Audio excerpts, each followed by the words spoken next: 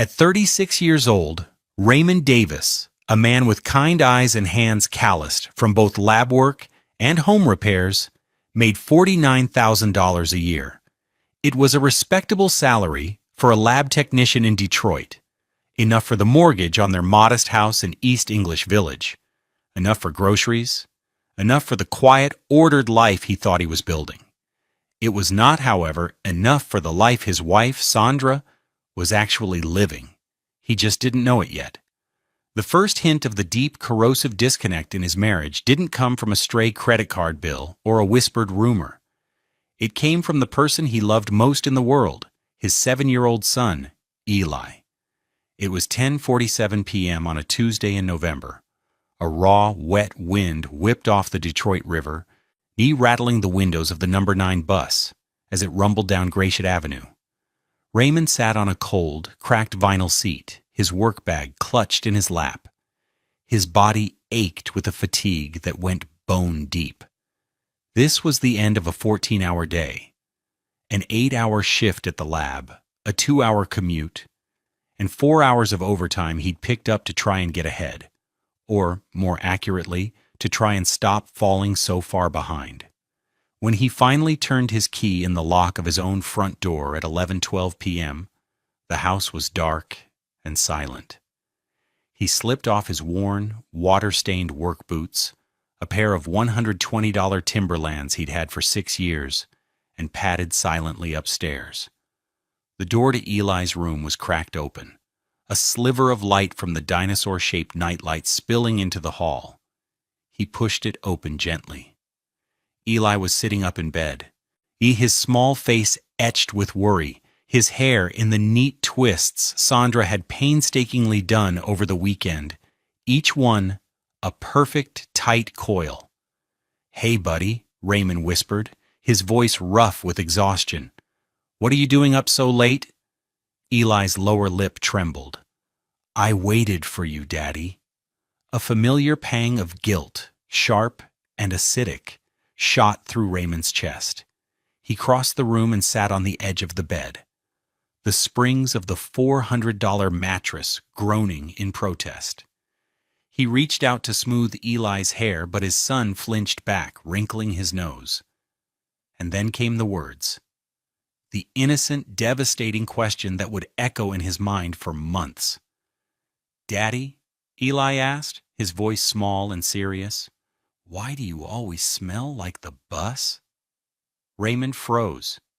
He smelled like the bus, like damp wool coats, the stale cigarette smoke that clung to the fabric of the seats, the faint chemical scent of disinfectant, and the metallic tang of the handrails. He smelled like strangers and exhaustion. He smelled like his sacrifice. He took the bus every day, a 2-hour round trip so that Sandra could have the car. The 2021 Honda CR-V, a pearlescent white SUV that cost them $450 a month, a payment that often made their joint account gasp for air. He did it so she wouldn't have to wait at a bus stop in the rain, so she could easily get to her part-time job at a boutique, and most importantly, so she could attend her book club meetings in Grosse Pointe without the indignity of public transportation. He looked at his son, this beautiful black boy with his luminous, deep brown skin and questioning eyes, and felt a profound sense of failure. He had structured his entire life around an act of service he thought was noble, and to his child, it just made him smell bad. "The bus has a funny smell, huh, buddy?" Raymond said, forcing a light tone. "I'll have to take an extra long shower tomorrow." He tucked Eli in, kissed his forehead, and backed out of the room, closing the door softly. He stood in the hallway, the weight of those 4 words, "smell like the bus," pressing down on him. He had no idea then, standing in his quiet hallway at nearly midnight, that the smell was the least of it. He had no idea that in the circles his wife traveled in, he wasn't just the man who smelled like the bus. He was the man who was too broke to drive, and she was the one saying it. This is a story about the quiet sacrifices we make for love and the deafening cruelty that can hide behind a perfect smile. It's about a man who gave up his time, his comfort, and his money, all for a woman who saw his sacrifice not as a gift, but as a punchline. But what happens when the punchline gets recorded? What do you think happens when a good man, pushed too far, stops being quiet? Stick with me, and I'll tell you exactly what happened. The facade of their life was built on a foundation of Raymond's paychecks and Sandra's aspirations. Their home in East English Village was a tidy brick bungalow they'd bought for $185,000 8 years ago. The $1,200 monthly mortgage payment was their biggest expense, a constant, immovable anchor in their financial sea. To Raymond, the house was a haven, a place of warmth and love. Only its value measured in the height chart he'd penciled onto Eli's doorframe and the scent of the rose bushes he tended in the small backyard garden. To Sandra, the house was a stepping stone. It was nice, but it wasn't Grosse Pointe. Their days fell into a rhythm dictated by Raymond's sacrifice. At 6:15 a.m., his $89 Timex watch would beep, and he'd slide out of bed, careful not to wake Sandra. He'd shower, dress in his simple uniform of khaki pants and a polo shirt, and then head to the kitchen. The first act of his day was always for his son. He'd pack Eli's lunch, a turkey and cheese sandwich on whole wheat, a bag of baby carrots, an apple, and a small carton of juice. He'd write a note on the napkin, "Have a great day, superstar. Love, Daddy," and place the $35 Spider-Man lunchbox by the door. By 7 a.m., he'd be walking the 3 blocks to the bus stop on Cadio Road, his travel mug of coffee, brewed at home for about 30 cents a cup, warm in his hand. The bus ride was his time to decompress, to read, to listen to podcasts about science or history. He framed it as productive time, a way to make the sacrifice feel less like a loss. Sandra's day started 2 hours later. She would wake up around 8 a.m., put on her $150 Lululemon workout gear, and drive Eli to school in the gleaming white Honda CR-V. The school was only a 10-minute walk away, but Sandra insisted on driving. "It's about efficiency, Ray," she'd said when he first questioned it. "And besides, what if it rains?" The car was the centerpiece of her carefully constructed image. It was always spotless, even the interior smelling of the $12 vanilla bean air freshener she bought weekly. It was her chariot to her part-time job at a high-end clothing boutique, where she worked 3 days a week and spent most of her earnings on discounted merchandise. It was her transport to lunches with her friends, women she'd met through the boutique, who lived in sprawling $890,000 colonial homes in Grosse Pointe Park. "Did I tell you? Jessica just had her kitchen redone," she'd announce over dinner. A simple pasta dish Raymond had cooked. White marble countertops, a wolf range, must have cost $100,000 easily. Raymond would nod, pushing pasta around his plate. "That's nice, honey." He was thinking about the dripping faucet in their bathroom that he needed to fix, a $5 washer, and 30 minutes of his time. The financial details of their life were a constant, quiet tug of war. Raymond was a man of spreadsheets and budgets. He knew that after the mortgage, and the $450 car payment, their $600 monthly grocery bill, and utilities, his $49,000 salary left very little room for error. He tracked every penny. Sandra, on the other hand, treated money as an abstract concept, something that should simply be there when she needed it. Early in their marriage, they had a joint account for household expenses, but arguments became frequent. "What is this $280 charge at Saks?" Raymond had asked one evening, looking at a bank statement. "Oh, that was for my new dress for the charity gala," Sandra said, as if it were obvious. "I can't wear the same thing twice, Ray. People notice." "Sandra, this was our grocery money for the next 2 weeks." Her face had hardened. "Don't be so dramatic. We'll figure it out." You can always pick up an extra shift. To keep the peace, they'd made a new arrangement 4 years ago. Raymond would manage the core household bills from his direct deposit. He would then transfer a set amount. It started at $1,200 and slowly crept up to $1,800 a month into Sandra's personal account. This was supposed to be for her gas, her personal needs, and her share of the discretionary spending.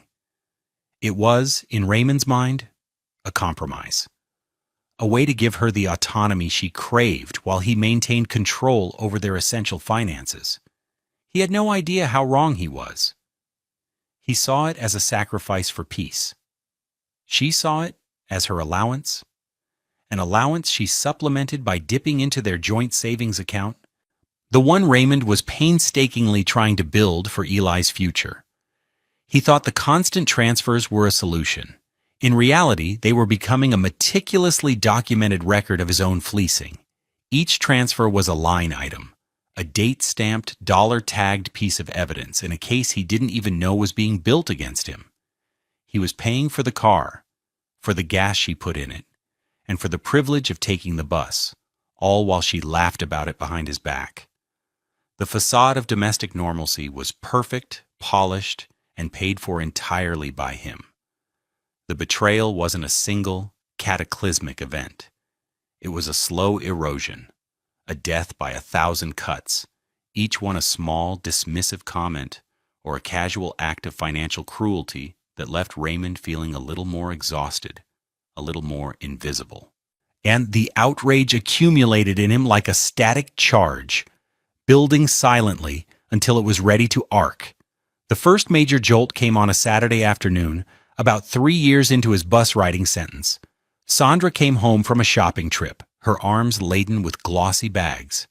She floated into the living room, where Raymond was on the floor helping Eli build a complex Lego spaceship, a $90 set he'd saved for months to buy for his son's birthday. "Look what I found," she announced, pulling a black leather purse from a bag. It was a Kate Spade, sleek and elegant. It was on sale. I couldn't resist. Raymond looked at the purse, then at his wife's beaming face.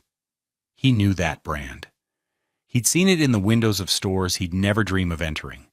"On sale? How much?" he asked, his voice carefully neutral. 50% off. "Only $400, she said, as if she'd discovered a gold nugget. $400. That was their emergency fund for the month.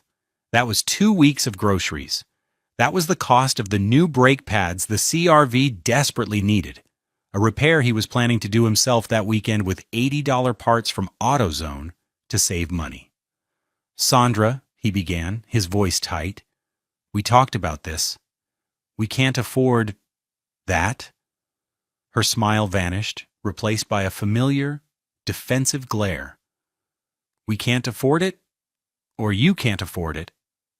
"I work too, Raymond. I'm allowed to have nice things. Don't try to make me feel guilty just because you're happy with your cheap watch and your $20 sneakers." She gestured dismissively at his $89 Timex and the comfortable but worn New Balance sneakers on his feet. Eli looked up from his Legos, his eyes wide, sensing the tension. "Mommy, is Daddy mad?" Sandra swooped down and scooped Eli into a hug. "No, sweetie. Daddy's just tired from his long bus rides."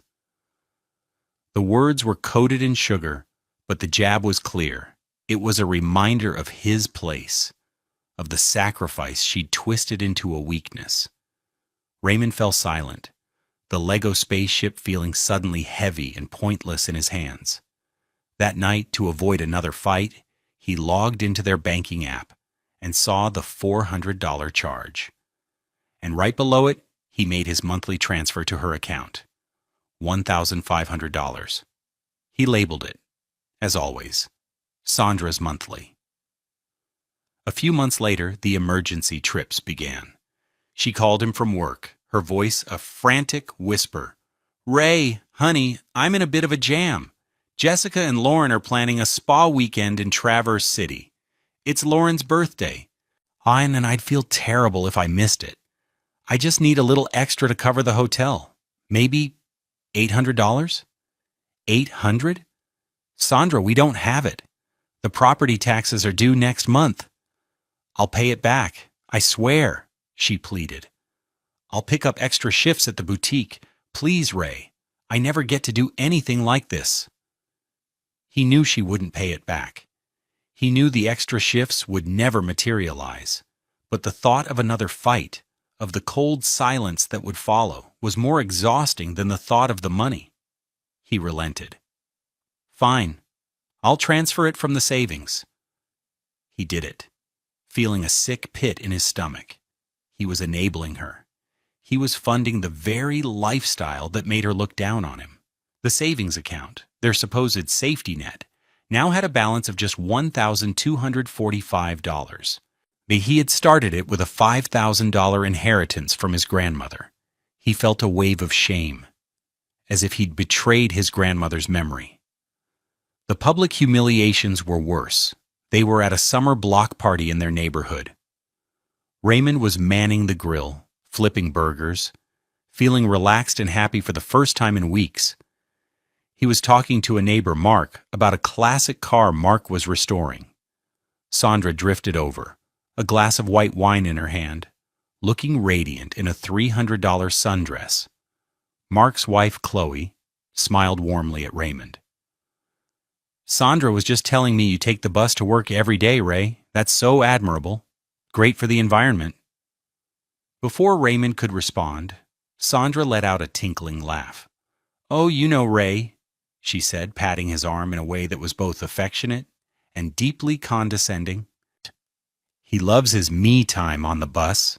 He says it's where he does his best thinking. A real man of the people. The words hung in the air. The tone, the look in her eye.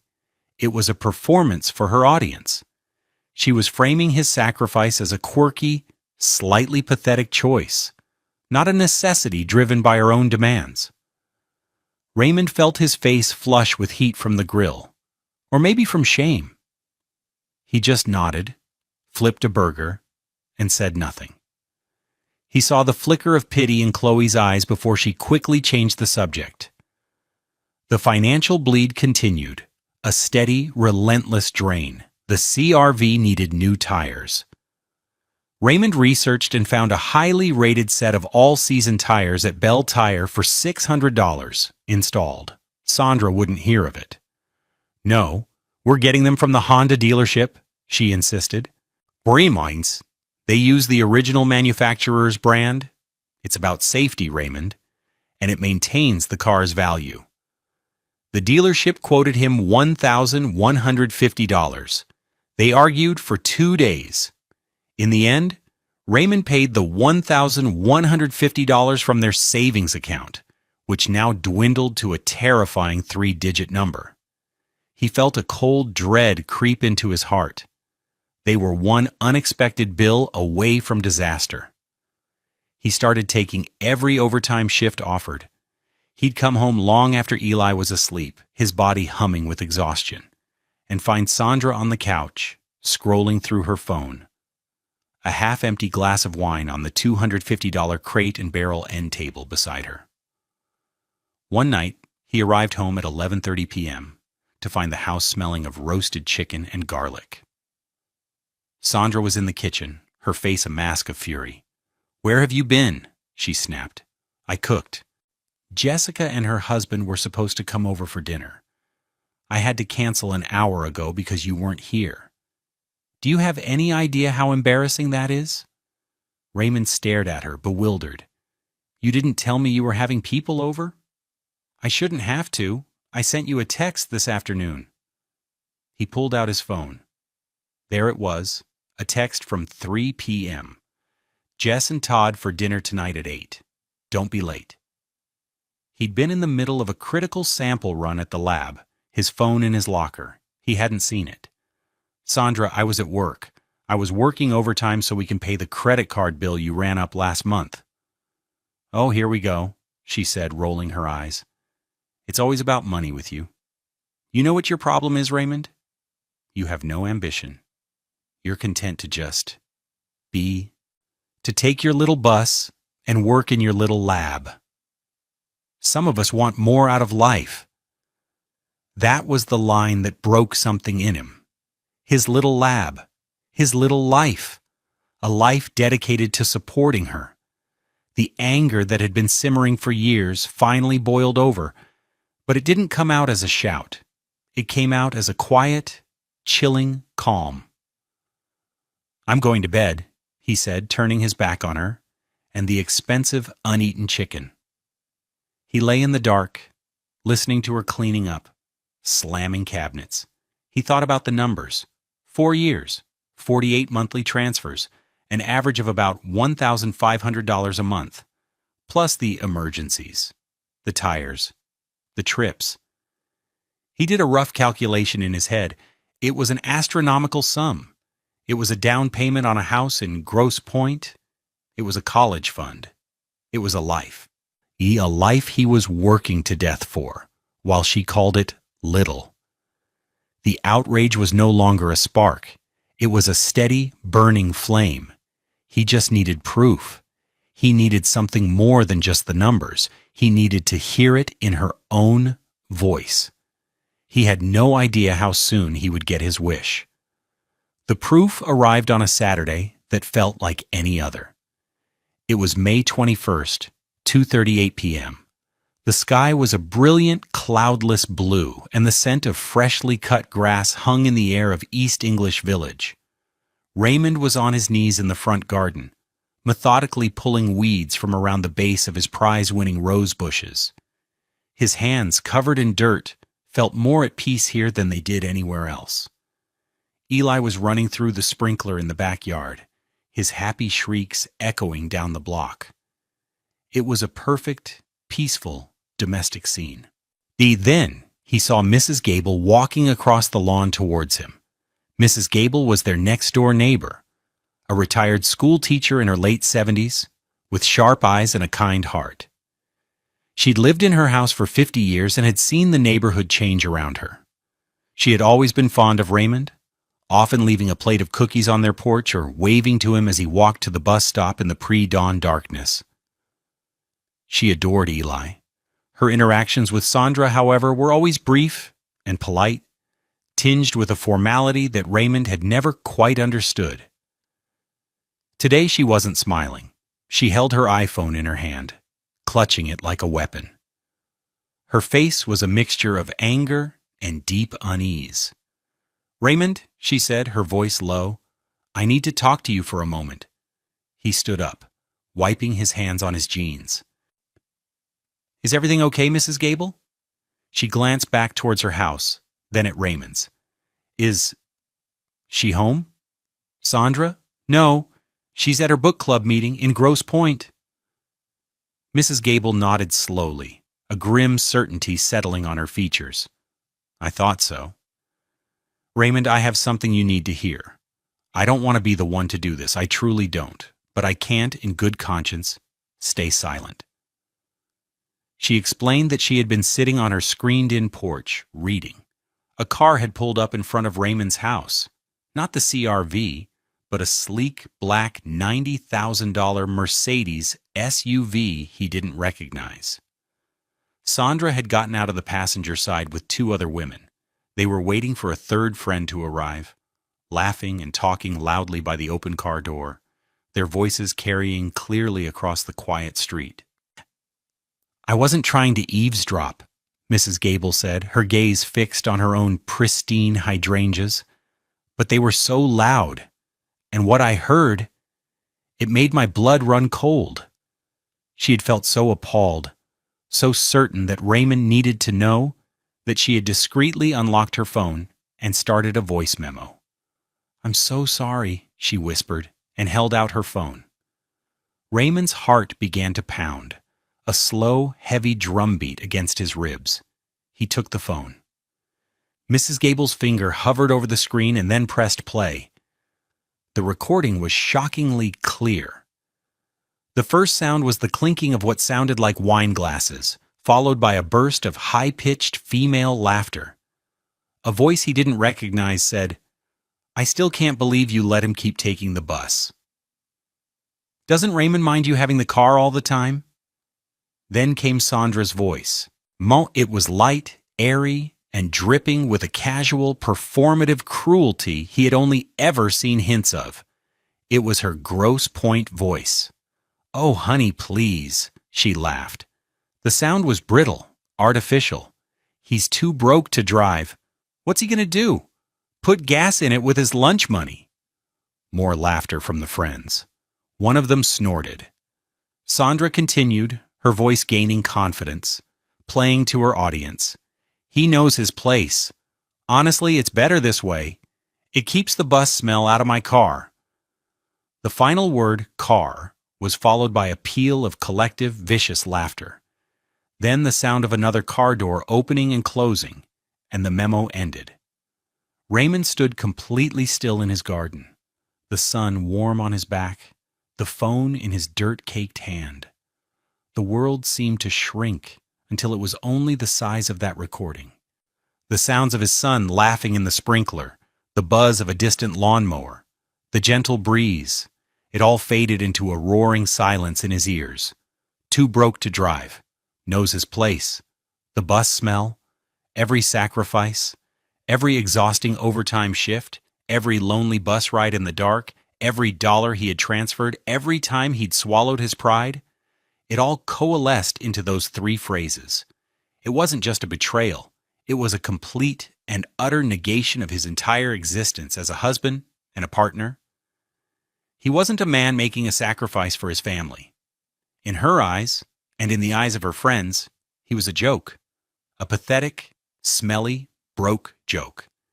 He felt a strange and terrible calm settle over him. There was no rage, no tears, just a cold, hard clarity. The facade had been ripped away, and what lay beneath was uglier than he could have ever imagined.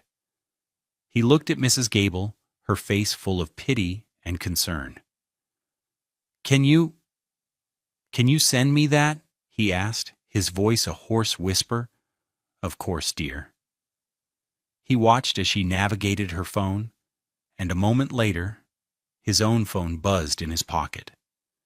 He pulled out his $450 iPhone SE, a model 3 generations old, and saw the file appear. He saved it immediately. He saved it to his phone, to his cloud storage, and emailed it to himself. He saved it like it was the most valuable thing he owned, because it was. It was his freedom. "Thank you, Mrs. Gable," he said, his voice gaining a sliver of its strength back.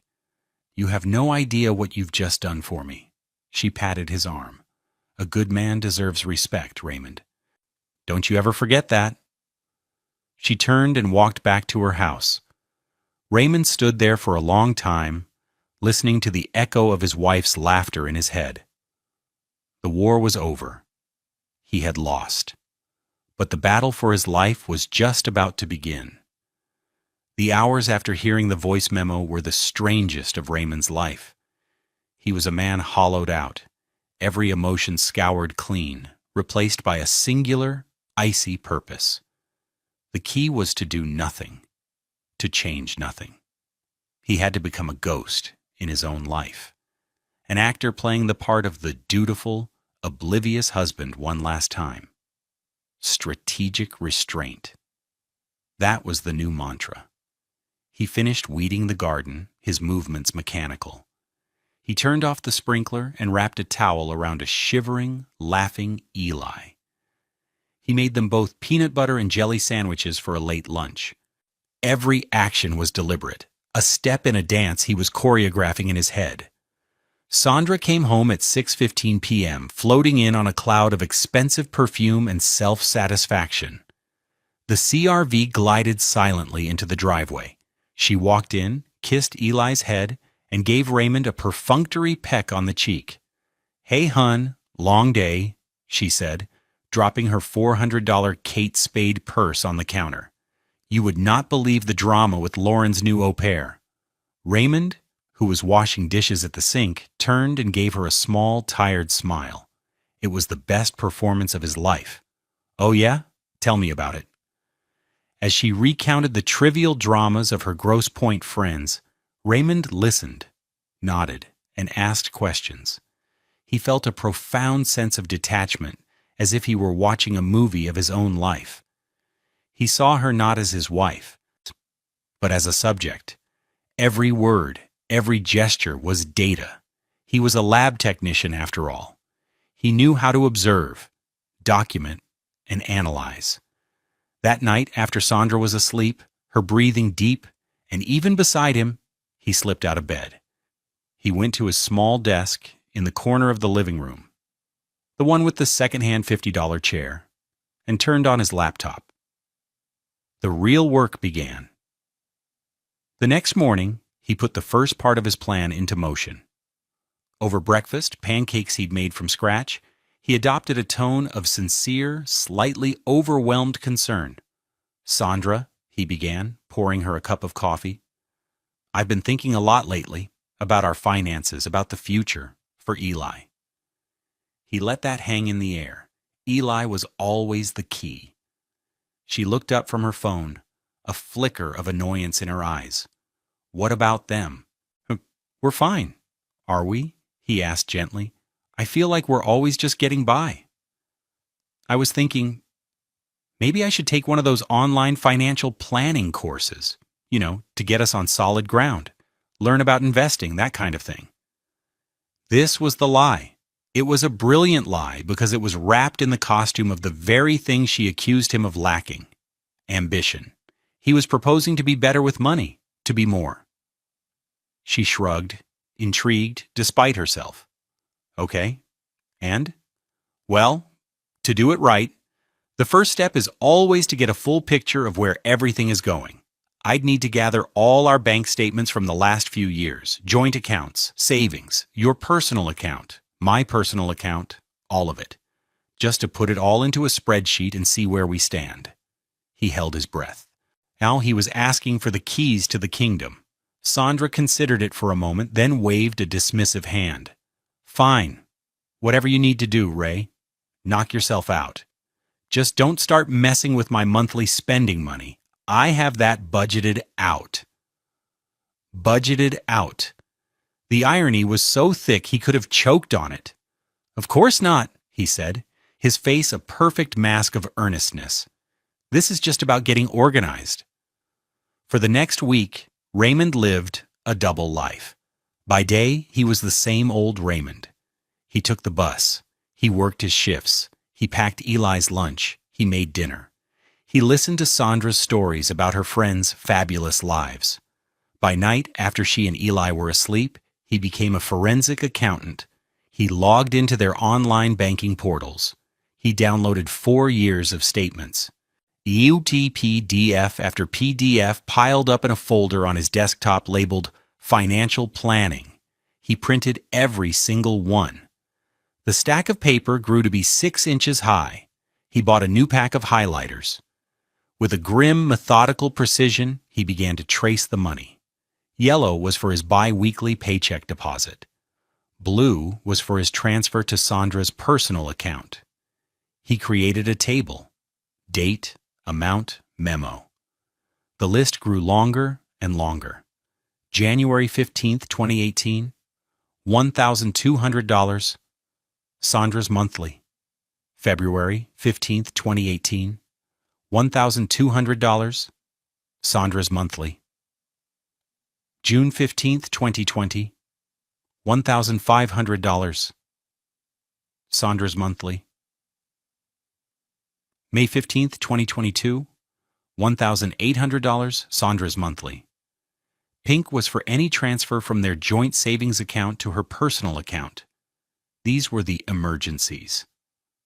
August 3rd, 2019, $800, weekend trip. November 21st, 2020, $1,150, car tires. March 10th, through 2021, $1,500, dental work. He later learned this was for veneers. Then he opened her personal account statements. He used a red highlighter for every purchase over $200. The pages bled red. Charges from Saks Fifth Avenue, Nordstrom, Lululemon. Charges from spas in Traverse City and wineries on the Leelanau Peninsula. Charges for $250 haircuts and $150 bottles of wine at Grosse Pointe restaurants. He built a master spreadsheet.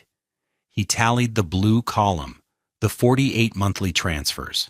The subtotal was $71,400. He tallied the pink column, the savings account raids. That came to $4,912.45.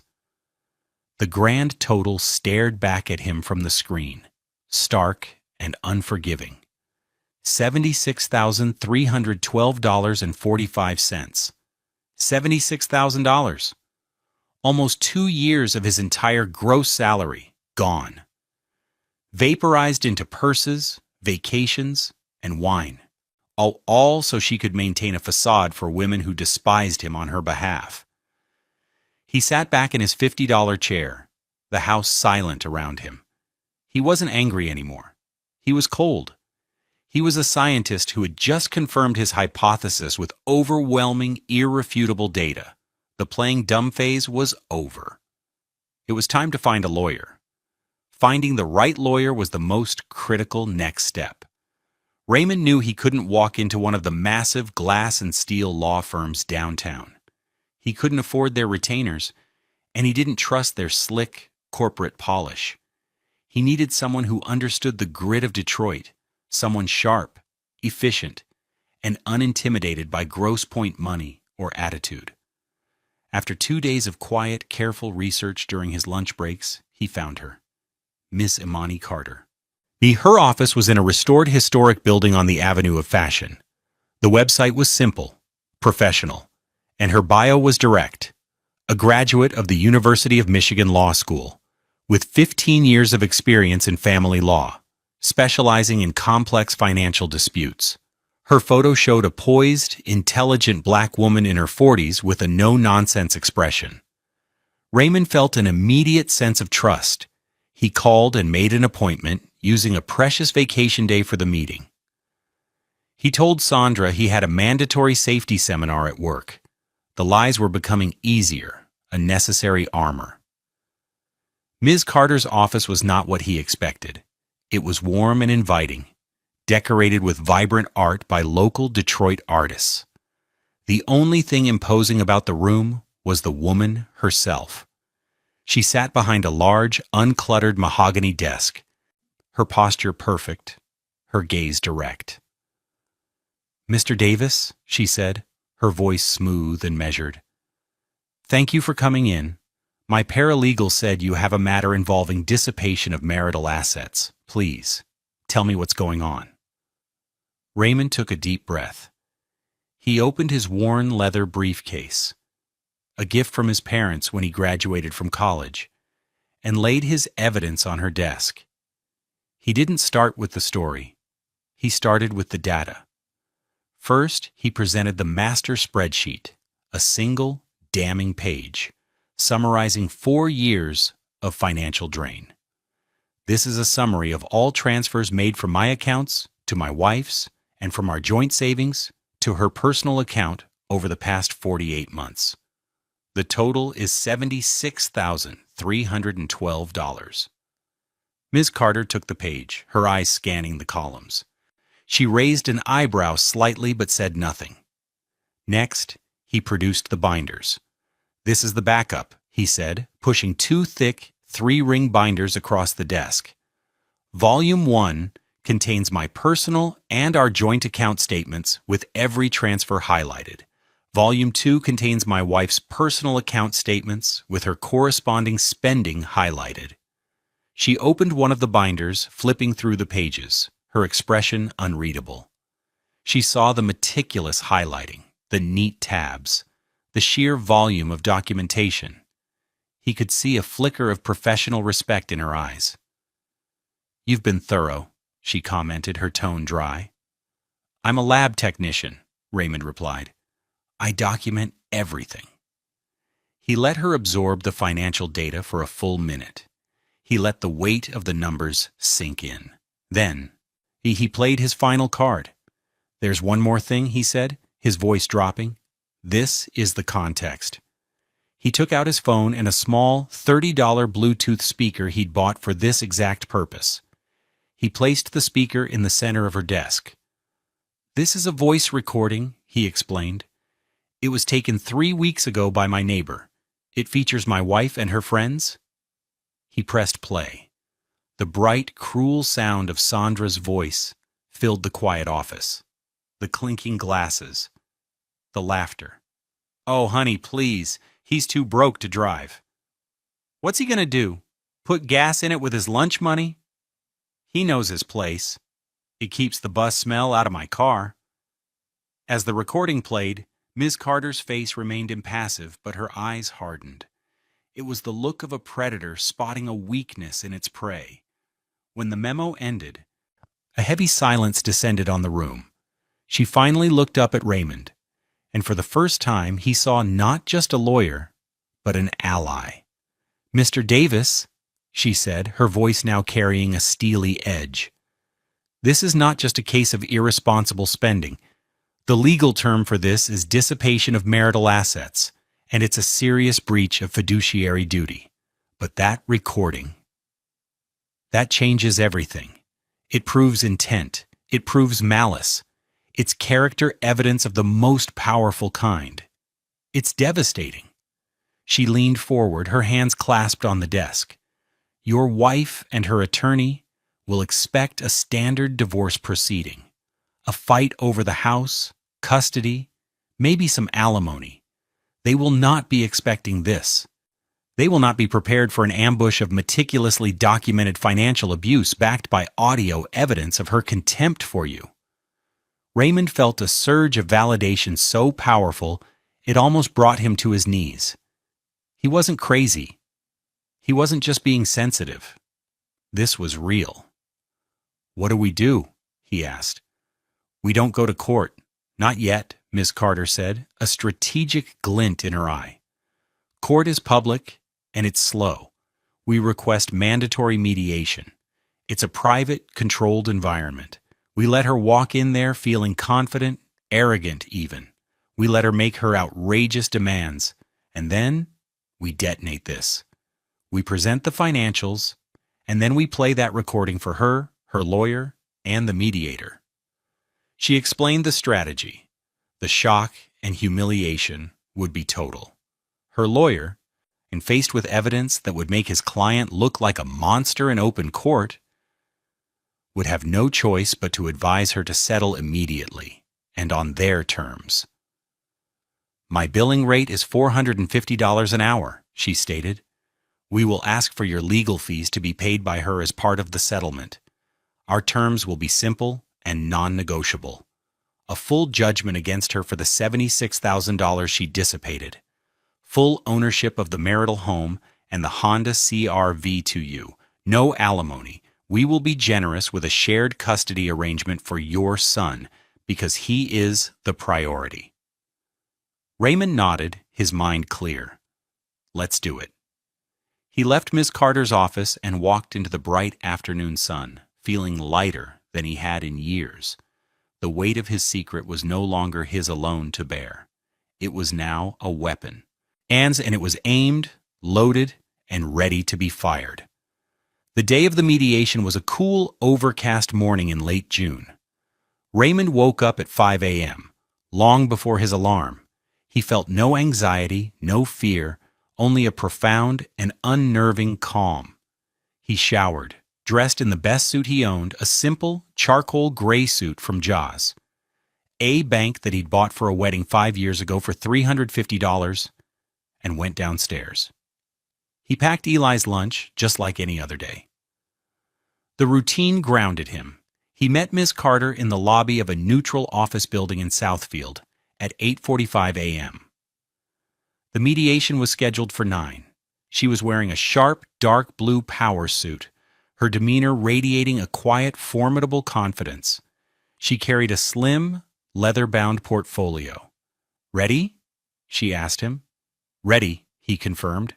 They rode the elevator in silence to the 12th floor. The mediation center was a space of hushed tones, frosted glass, and expensive minimalist furniture. It was designed to project an aura of calm, rational resolution. Today it would be a slaughterhouse. They were shown to Conference Room B. It was a sterile box with a long, polished table and 12 chairs. A wall of glass offered a panoramic, if distant view of the Detroit skyline. The glass towers seemed to mock the intimacy of the conflict about to unfold. Sandra and her lawyer arrived at 9:05 a.m. She swept in, wearing a cream-colored Armani suit that Raymond instantly knew cost at least $2,000. She looked annoyed, impatient, as if this were an inconvenient interruption to her day. She barely glanced at Raymond, offering him a curt, dismissive nod before taking a seat opposite him. Her lawyer, a man in his 50s with a florid face and an overly friendly demeanor, started shuffling papers. The mediator, a retired judge named Mr. Harrison, entered and laid out the ground rules. He was calm, professional, and completely unprepared for what was about to happen. "All right," Mr. Harrison began. "Mrs. Davis, perhaps you and your counsel could start by outlining your desired outcome from today's session." Sandra's lawyer cleared his throat. "Certainly. My client Sandra is seeking a fair and equitable division of assets. We are proposing she retain the marital home, as it provides stability for the child, Eli. She will also require the 2021 Honda CR-V for transportation.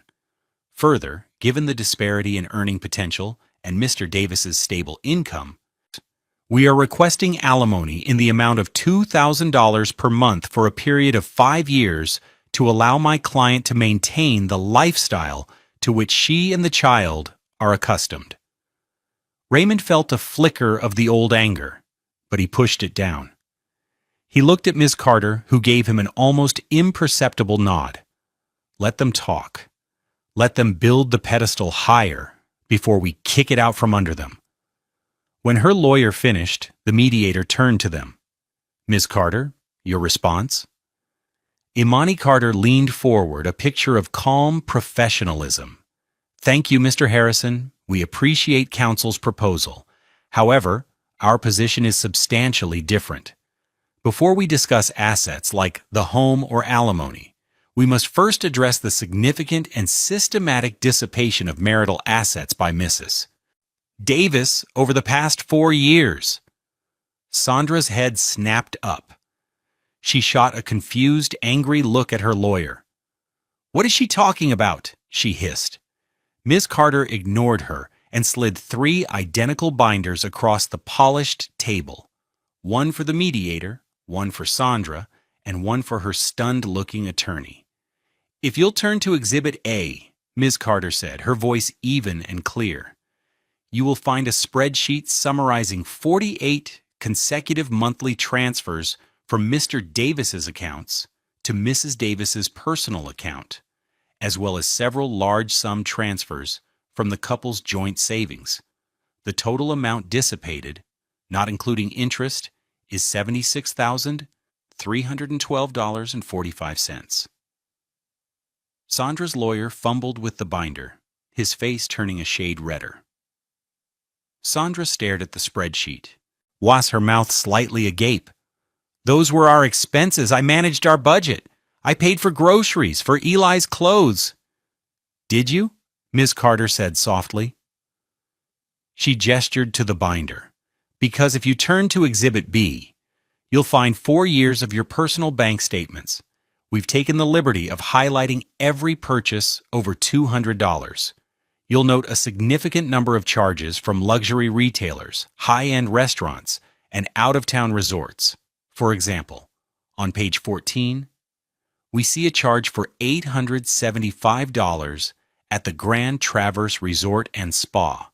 The same week, Mr. Davis transferred you $800 for what you termed an emergency." Sandra's face, which had been flushed with anger, was beginning to pale.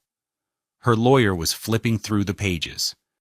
his expression growing more horrified by the second. He was seeing his case and his client's credibility evaporate in real time.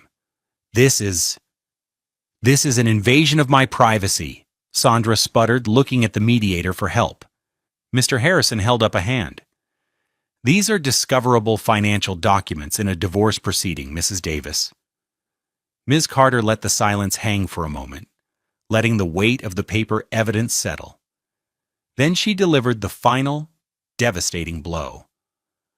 The numbers themselves are damning, she said, her voice dropping slightly, drawing everyone in. But they lack context. They don't explain the motivation. For that, we have Exhibit C. She reached into her portfolio and placed the small black Bluetooth speaker in the middle of the table. A knot of ice formed in Raymond's stomach. This was it. This is an audio recording made on May 21st of this year, Ms. Carter announced to the silent room. The primary speaker is your client, Mrs. Davis. She pressed the play button. The sound of Sandra's laughter, so carefree and cruel, filled the sterile conference room. The clinking of glasses sounded like tiny, shattering bells. Raymond watched his wife's face. It was a slow-motion collapse. Oh, honey, please. He's too broke to drive. Her eyes widened in disbelief. She looked at Raymond, her expression a frantic plea. He met her gaze without flinching, his face a mask of cold, hard nothing. He felt nothing. He was simply an observer. What's he going to do, put gas in it with his lunch money? Her mouth fell open. A small, choked sound escaped her throat. Her lawyer had gone completely white.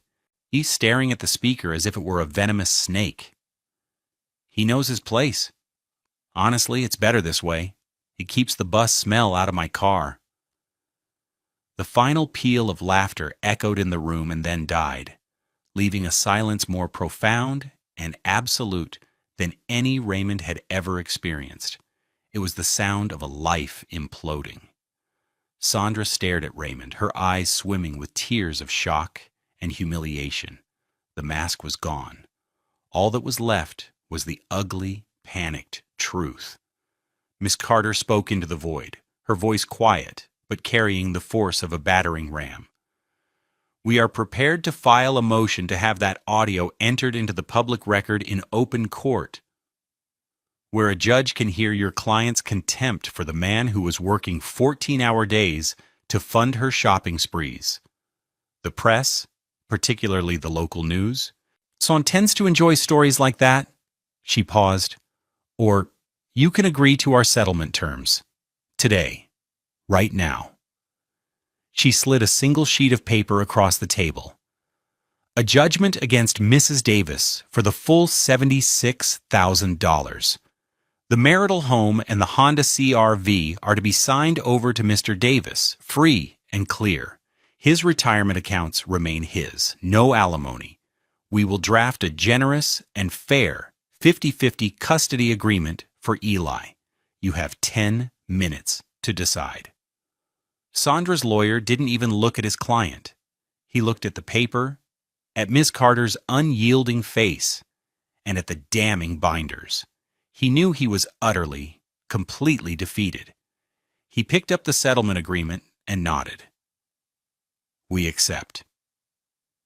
The collapse of Sandra's world was not a dramatic explosion, but a quiet, systematic dismantling. It was a cascade of consequences, each one a direct result of the choices she had made and the cruelty she had shown. For Raymond, watching it unfold was not about revenge. It was about the cold, impartial balancing of scales. The first consequence was immediate and financial. In the mediation room, a paralegal from Ms. Carter's firm appeared with the finalized settlement documents. Sandra, her hands trembling, her face streaked with ruined mascara, signed them. With a few strokes of a pen, she was officially indebted to Raymond for $76,312.45. A judgment was filed with the court that afternoon. With her part-time job at the boutique, paying $18 an hour, it was a debt she could never hope to repay.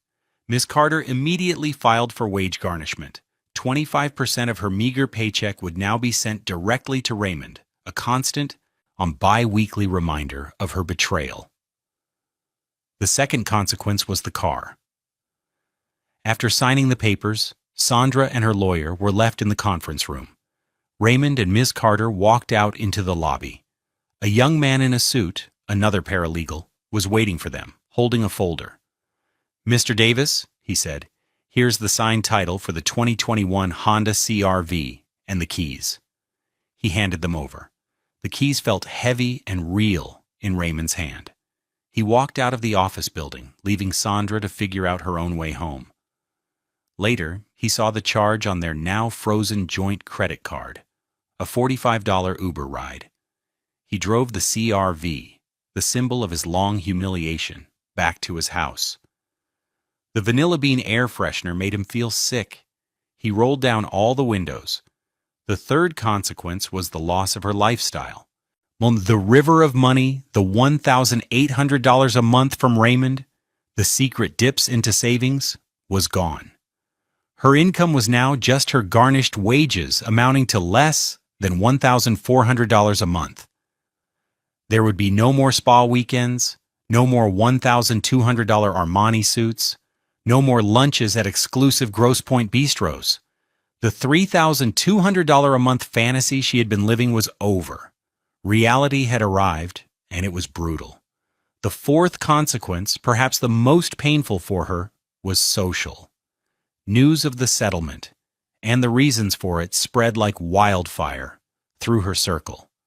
While the audio was never made public, the details of the $76,000 judgment and her shocking cruelty were too juicy to remain secret. Her friends, the women whose approval she had craved and paid for, wanted nothing to do with the scandal. She was no longer an asset to their social standing. She was a liability, a pariah, and worse, she was broke. The invitation stopped. Her calls went unanswered. The Grosse Pointe Book Club had silently revoked her membership. The fifth consequence was her home. As per the settlement, she had 30 days to vacate the house in East English Village. She couldn't afford a decent apartment anywhere near her old life. She ended up in a cramped, $950 a month one-bedroom apartment above a pizza parlor in a less desirable suburb. The windows overlooked a noisy street and a dumpster.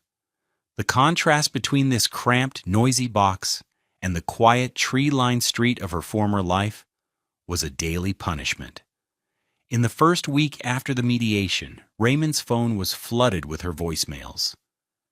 A perfect, textbook progression of emotional collapse. The first message was one of angry disbelief. "Raymond, call me. I can't believe you did this to me, to us, after everything. You blindsided me. This isn't fair." The second was justification. "Okay, I listened to that recording again. They took it out of context. It was a joke, Ray. A stupid, tasteless joke between girlfriends. You can't blow up our whole lives over a joke." The third was pleading. "Ray, please. We can fix this. We can go to counseling. I'll pay the money back, I swear. I'll do anything." Don't do this to Eli. Don't take his mother away from her home. The fourth was tears. A long, rambling, sobbing message filled with self-pity. "My life is over. I have nothing. You've destroyed me. How could you be so cruel?" Raymond listened to each message once, his face impassive. He felt a flicker of pity, but it was distant, like watching a sad movie. This was the woman who had laughed at his sacrifice. He saved the messages to the same evidence folder as the original recording. Then he deleted them from his phone and blocked her number. All communication would now go through their lawyers. The cascade was complete. The scales were balanced. 6 months later, the world was painted in the warm, golden hues of a Detroit sunrise. At 7:30 a.m., Raymond pulled his car up to the curb in front of Eli's elementary school. It wasn't the gleaming white Honda CR-V. That vehicle, a rolling monument to 4 years of lies, was long gone. Raymond had sold it for $24,000 the week after the settlement became final. The first check he wrote was to Ms. Imani Carter for her legal fees, a total of $12,500. It was the best money he had ever spent. He put the remaining $11,500, was along with the first few garnishment payments from Sandra, into a new, untouchable trust fund for Eli's college education.